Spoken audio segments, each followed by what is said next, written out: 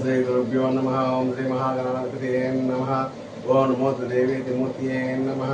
वंदे भारते वदेशकदाता विधाता वंदे लक्ष्मीकांता गणपत्या विशेष वंदे पार्वती वल्लभ परमेश विनाश इति शक्ति रक्ति मुक्ति निवेदन 4-3-2026 బుధవారం రాశి చక్రము గ్రహస్థితులు గోచార ఫలితములు. మొదట మేషరాశి.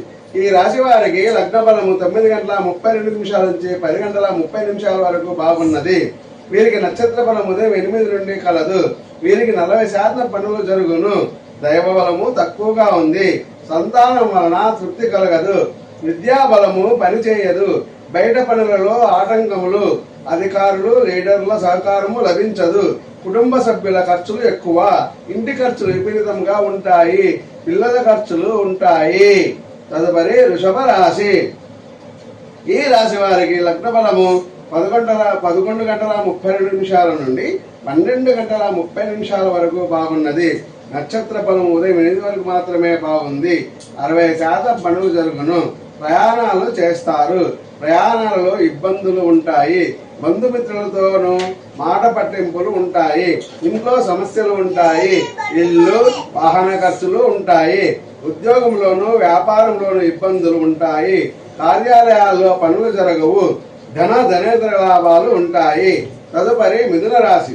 ఈ రాశి వారికి లగ్న బలము 13:32 నుంచి 14:32 వరకు బాగుంది.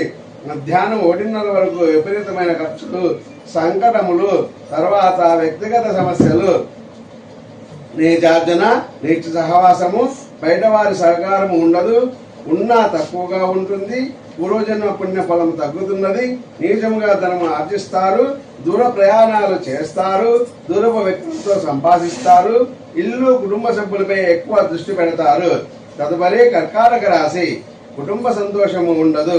వీరికి లగ్న బలము 15:32 నుండి 16:30 వరకు బాగుంది.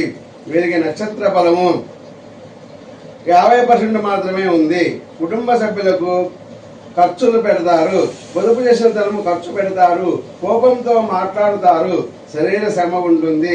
సకాలంలో పనులు జరగవు. అన్నింటి ఆటంకాలు ఉంటాయి. హలో